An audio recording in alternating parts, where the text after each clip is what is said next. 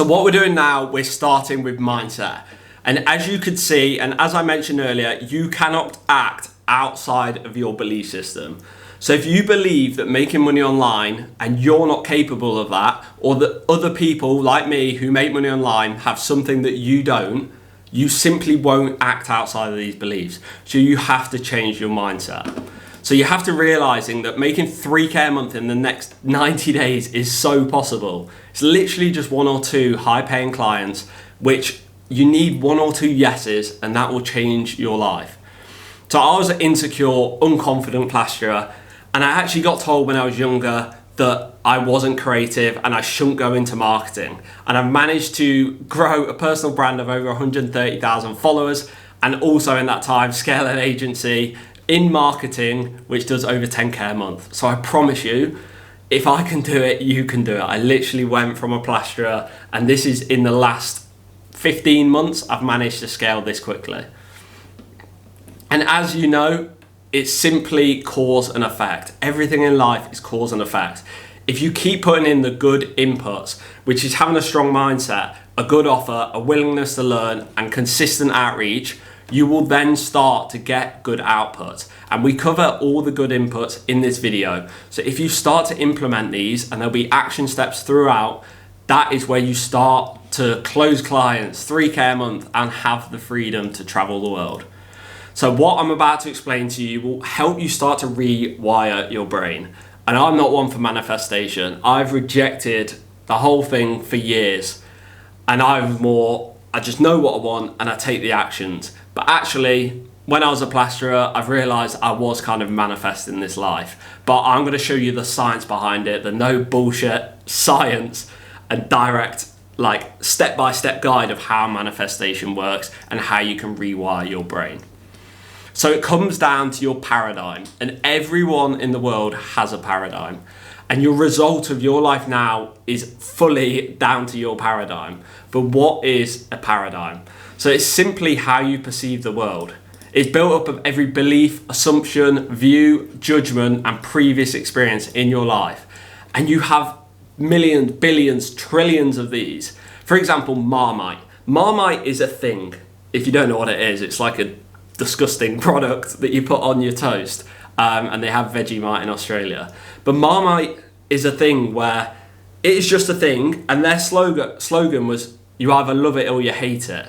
But how can one thing, some people love it or some people hate it? It's because they have a paradigm for it. They might have had a past experience where they tried it, which makes them either love it or hate it.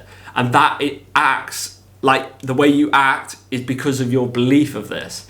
So if you hate it, I hate Marmite. So my actions is I'll avoid Marmite. I won't eat Marmite. Same with something like Donald Trump. People will have a paradigm about Donald Trump. Some people love him, some people hate him. And that will determine how you act. If you love him, you'll vote for him. If you hate him, you won't vote for him and you might rally against him. So everything in life is part of like your paradigm. You'll have a perception of everything. So money being hard to come by was one that affected me in my business.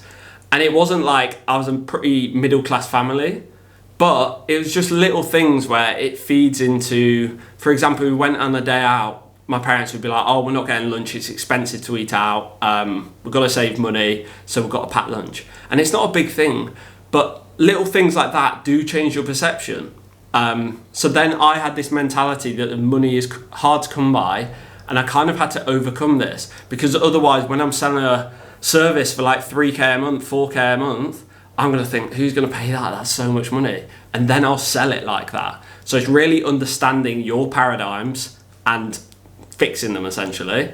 And then another one is like sales being for pushy extroverts. I thought, I'm an introvert, I can't do sales. I'm an introvert, I can't do content. But you have to rewire your brain to understand that it is possible. There is introverts that are good salespeople. So why not you? So you cannot act outside your belief system. And if you believe something to be true, you will act in accordance to it. So if you believe you're not capable of living this life or build a business, you won't be able to achieve this because you simply won't take the actions. Because your life is a sum of all the actions you've ever taken. And all the actions come from all the decisions you've made. If you decide to eat Marmite, you'll take the action to eat Marmite. And then all the decisions are from all the options that you perceive. You can only decide on all the options you perceive, essentially. And then all your options come from your thoughts that you have. And then all your thoughts come from how you see what you're thinking about. And then the sum of that is your paradigm, so how you perceive the world. So your thoughts come from how you perceive the world. The world will just happen, and constantly you've got this storyline in your head of what is happening. You'll perceive not the truth, but your perception of the truth. And I'll explain that a bit more because it can get confusing. But until you make the unconscious conscious, it will direct your life and you will call it fate. So until you realize your thought patterns and how they affect your life, you will be controlled by them. And it's like the money being hard to come by. I didn't know that until I learned about this and really thought about it. And it was affecting my business without me knowing. But the good thing is you can change your perception. You can change how you see the world. For example, you might have been, over the first few years of your life, you might have got these red glasses on. So everything in the world you see is red. And if someone told you that's blue, you'd be like, no, it's not, it's red. And that's why people are so defensive about their beliefs and about how they see the world, because that is literally their paradigm. That is how they perceive that as the truth. So what you do, you can take these lenses off, you can change it. But how do you actually build paradigms? So every positive or negative experience, and that includes imagined experiences, will tip the scales in a certain direction. For example, let's take sales. You may have never taken a sales call before, but you might perceive it, like I did, that sales is for people that are naturally extroverted. And if you're an introvert, that tips the scale negatively. You think, oh, sales isn't for me. I'm not naturally extroverted. I can't naturally do this. So that moves the scale slightly down. However, if you got on your first sales call and sold someone for 10K, suddenly there's a massive rock that gets stacked on the positive side. So suddenly you're like, I'm really good at sales, because it is weighted. If you sold someone for £10, it might slightly positive experience. If you sold them for $1 million, the scale would suddenly go like that. So it is a positive experience if you then close someone, and then you'll act in accordance to this belief, which is so important. So then you'll go into calls thinking, I'm good at sales. So you'll become more confident, you'll ask the difficult questions, you'll close more deals, and then you'll tip the scale even more positive because of the confirmation bias. And that's why it's so easily to get into good and bad spirals. You see it with stuff like football. You'll see someone will score a goal and then they'll go on a run of 10 games where they'll score every game, and then they'll go on a bit of a dry patch and it'll just continue. There's these spirals. Like if you have one good sales call, you're more likely to close the other one because you go in more confidently. And this happens with everything in your life. So that's why you have to be so careful with your mindset, and it's something I'm constantly trying to keep on top of, because I think naturally, especially from being in the UK, I'm quite negative. But you have a paradigm for sales calls, creating content, public speaking, talking on camera, food, every single thing. So how do you change your paradigm? So first of all, you have to realize that your current paradigm is wrong. You have to get rid of your ego and think, am I seeing the truth? Or is it just wrong? Is sales just for extroverts? Or is that just an excuse for me to try and get out of it? For me to give an excuse of why I shouldn't do sales calls? Because no, it's not. There's introverts that will be amazing sellers. And it's just about training yourself to realize that stuff can be learned. Second is repeatability. Like humans need to be reminded more than need to be taught. Once you learn this stuff, for the start, you'll smash it. But then slowly and slowly you'll forget about it, and that's why you have to keep reminding yourself. That's why it's good for me to do this, because it's reminding me of that I need to keep on top of this. And then learning. The more knowledge you have, the more you can change your paradigm. So this might all seem a bit woo-woo and a bit not relevant to building the life you want, but it is the single most important thing. If you don't understand this, if you don't work on this, all the other things I'm about to teach you you're going to hold yourself back because of your mindset. So it's really important you understand this. And science shows that the brain can't tell the difference between an imagined experience and an actual experience. If you feel the emotion of that, and if you really paint a picture, it can't tell the difference, which is absolutely mental. It shows that you can train yourself to be good at sales, to be better on camera, just by imagining it. And that, as I said, I'm not into manifestation, but this has literally changed my life. So you can stack individual paradigms positively without actually experiencing them. And I did this without knowing as a plasterer. So a plasterer, you don't really have to use your brain much. So I'd spend 5-6 hours a day, well, I'd spend 8 hours, but some of it you have to concentrate, but 5-6 hours a day, I'd just be plastering, but the whole time I'd just be thinking about my dream life. I'd be thinking about living in Bali. I'd be thinking about running a business, traveling the world. So subconsciously, I then thought it was possible because my brain was living these experiences. Every time I go to bed, I think about it, I dream about it. And that is where my brain was constantly like, oh, this is possible, this is possible. So then I'd take actions in accordance to this. So yeah, as I said, like I was subconsciously teaching my brain that it was possible. So an action step you need to take is pick the 3 to 5 most important paradigms that could change your life. So what are the things that you think are holding you back? And then you need to take these beliefs and spin them on the head and make them positive. Make them something that will help you towards your goal. Then every day, paint the picture in the mind and make sure you feel the emotion as if it's happened. And this is what it makes it feel like a real experience. So I'll show you some of mine. So money is really hard to come by. I'm not the sort of person to make a lot of money. So I flip that into, I believe that money is extremely abundant and is flowing to me in great quantities. I attract a large amount of money and I deserve a large amount of money. I feel wealthy and at peace. Because then I started to look around out my window in Bali. There was millions of pounds worth of buildings.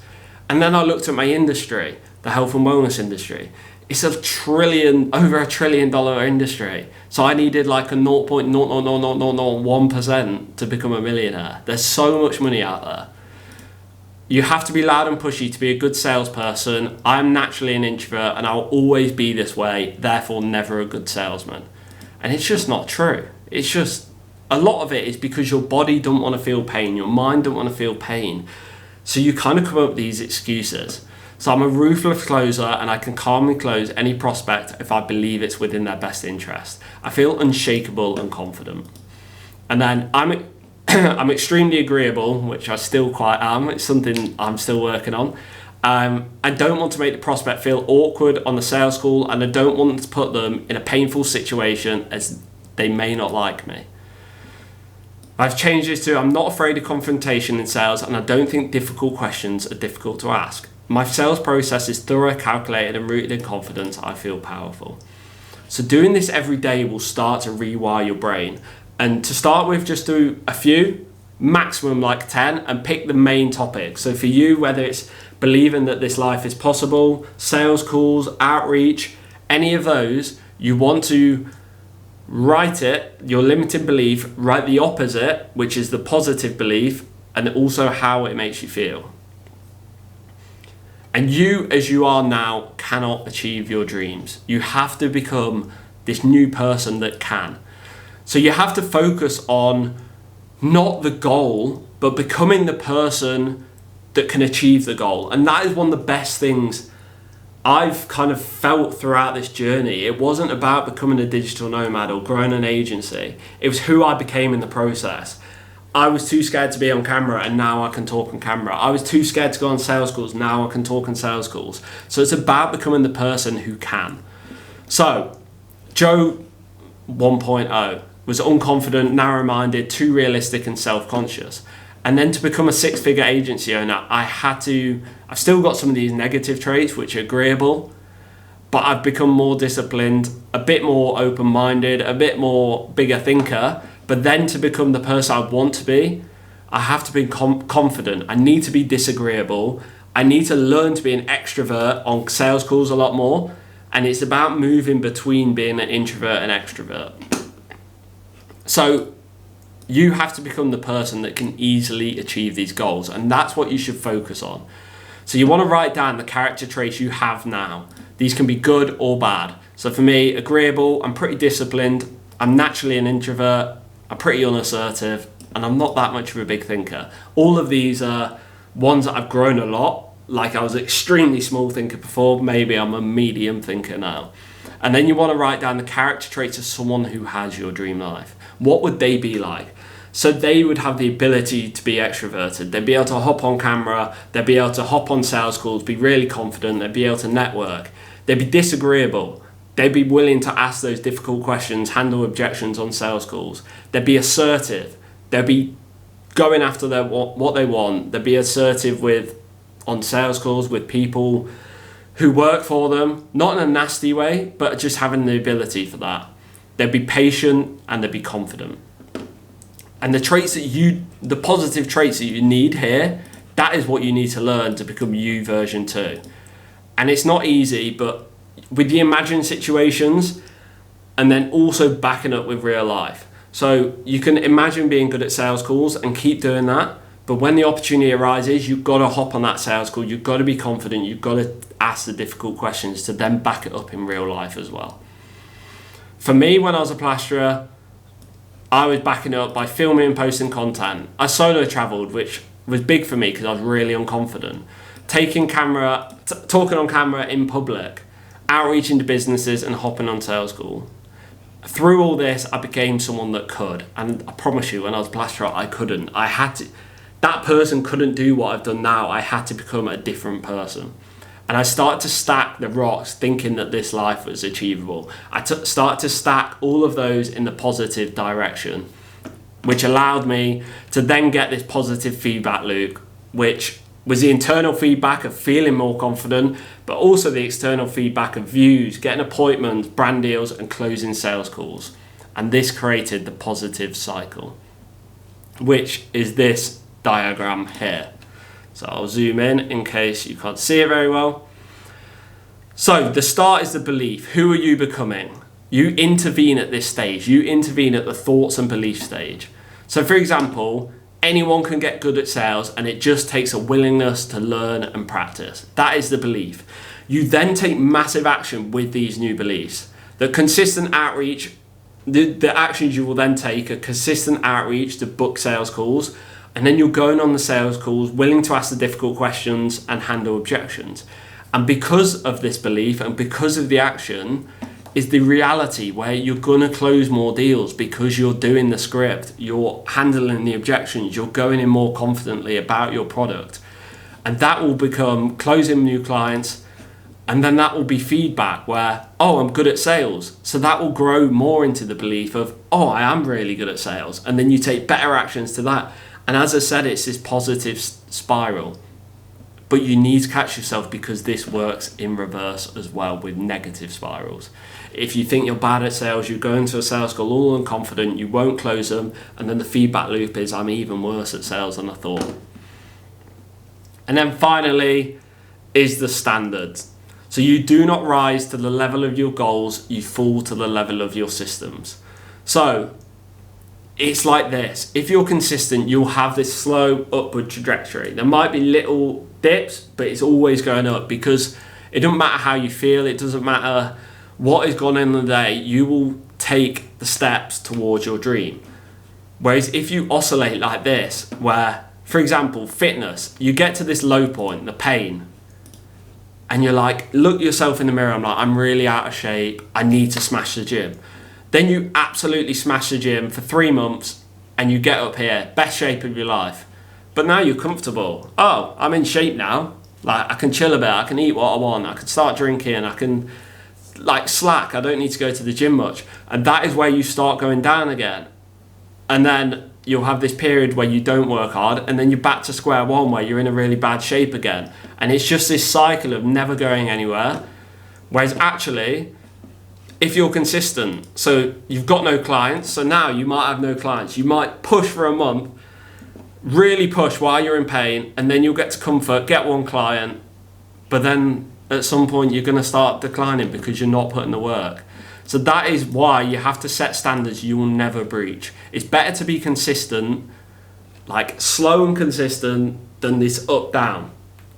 And I've heard on Chris Williamson's podcast, Modern Wisdom, consistency won't guarantee success, but not being consistent will guarantee that you won't be successful, I should say. So my standards: I train 4 times a week, I run twice a week, I track my outreach metrics, I do my gratitude journal, I read my Joe version 3 document, and that will be in the description.